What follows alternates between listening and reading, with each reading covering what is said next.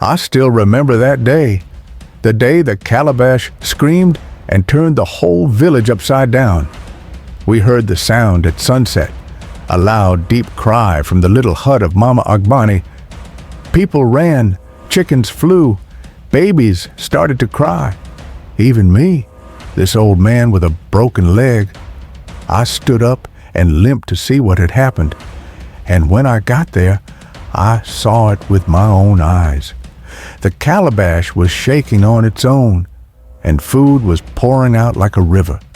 Sit tight while we dive into today's story. Mama Agbani was a widow. She had no husband, no children, just her dog and her small farm. She was tall and thin like a broom. Her face was dark and full of lines like the palm of your hand. She always wore the same wrapper, red with white circles, and tied her head with a small faded cloth. Even though she had nothing, she shared everything. She would say, "If I have one yam and you are hungry, let us eat half," and smile. That year, the rain forgot us. The sun beat the ground like a drum. The rivers dried. No corn, no yam, no cassava. People began to fight for food. But Mama Agbani still gave out dry gari to children. "Drink it with water," she would say. "Your tears should not be saltier than your belly." She was poor, but kind. One evening, as the moon rose, a stranger came. He looked like a madman, his clothes torn, his feet dusty, hair like matted rope. He knocked on Mama Agbani's door. "Old woman," he said, "I am hungry." She looked at him. All she had left was one small sweet potato, already boiled, already cold. She cut it in two and gave him half. Then she gave him water, and then she smiled. The man ate and smiled too. Then he stood up and said, "You have fed more than my belly. You have fed my soul. Take this." He pulled something from his wrapper, a small brown calabash, tied with white thread. He said, "When you are hungry, say, 'Calabash, feed me,' but never show off, never brag, or you will lose everything." Before she could ask his name, he vanished. She was shocked and later went inside her house. That night, Mama Agbani whispered, "Calabash, feed me."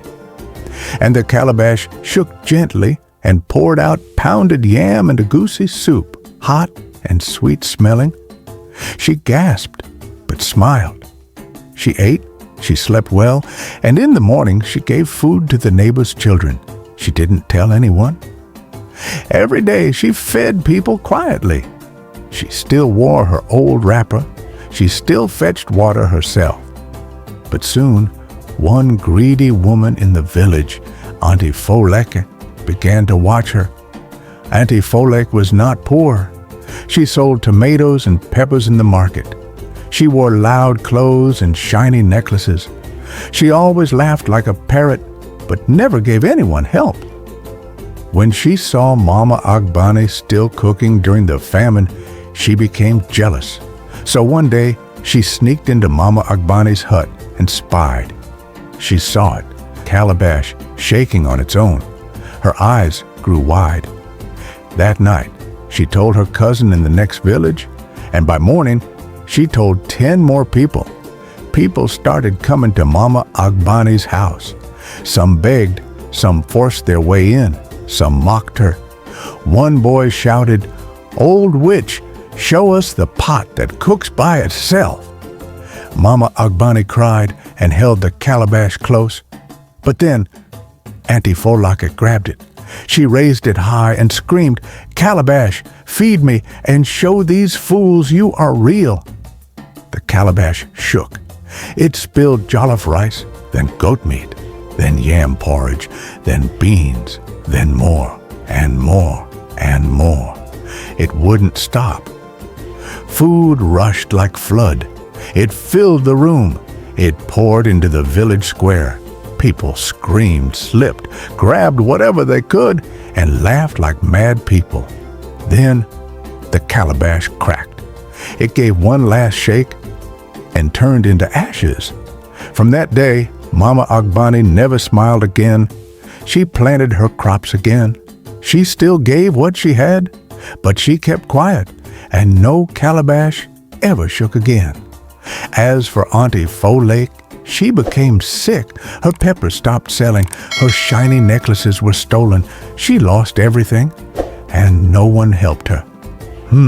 So child, if you ever find magic, don't show off. Use it to help. Keep it small. Keep it kind. And remember Mama Agbani. She had nothing, but gave everything. Don't be jealous or covetous over what does not.